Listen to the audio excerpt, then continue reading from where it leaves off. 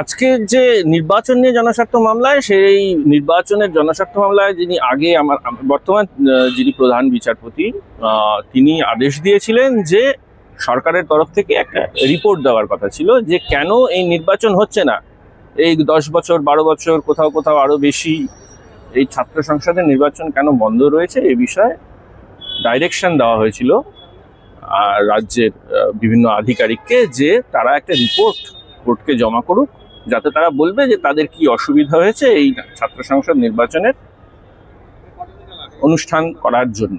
এখন ফ্যাক্টরটা এখানে দাঁড়ালো যে গতবার মহামান্য প্রধান বিচারপতির আদালতেও তারা কোনো রিপোর্ট পেশ করেননি। তারপরে মহামান্য বিচারপতি সোমেন সেন এর আদালতে ঠিক গ্রীষ্মাবকাশের আগে এই রিপোর্ট জমা করার কথা ছিল। তখনও স্টেট গভর্নমেন্টের যিনি আইনজীবী রয়েছেন তিনি এসে বলেন যে তারা রিপোর্ট এখনই পেশ করতে পারছেন না।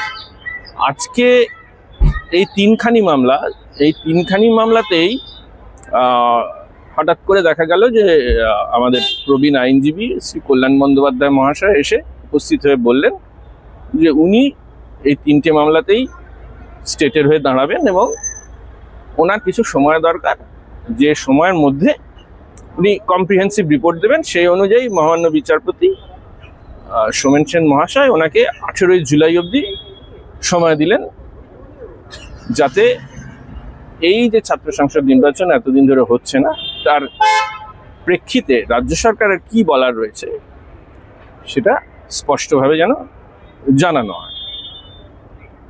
সুতরাং আগামী 18 জুলাই আবার এই মামলার শুনানি হবে এবং সেই শুনানিতে আশা করা যায় যে স্টেট গভর্নমেন্ট কিছু একটা দেওয়ার চেষ্টা করবেন, যেটা পড়বার পরেই আমরা উত্তর দিতে পারবো। আমরা এখনো জানি না স্টেট গভর্নমেন্ট বিগত 1 যুগ ধরে প্রায় কেন ছাত্র সংসদ নির্বাচনগুলি করেননি, এবং সেই নির্বাচন না করার ফলে আজকে আমরা যে দেখতে পাচ্ছি যে প্রভূত পরিমাণে ছাত্র ছাত্রীদের অসুবিধা শুধু নয়, আগে র্যাগিং হচ্ছিল, এখন রেপ হচ্ছে।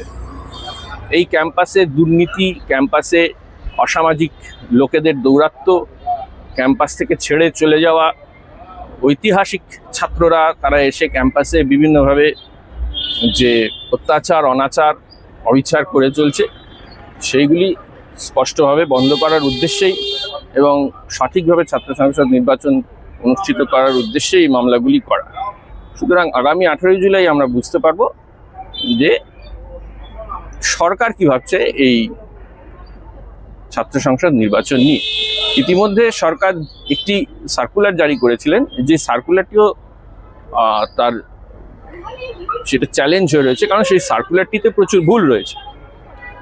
লিঙ্গ কমিশন এবং তার পরিপ্রেক্ষিতে দেওয়া মহামান্য সুপ্রিম কোর্টের আদেশ সেই সার্কুলারটিতে মানা হয়নি। সুতরাং সেটাও একটা বিচার্য বিষয় থাকবে মহামান্য এই উচ্চ ন্যায়ালয়।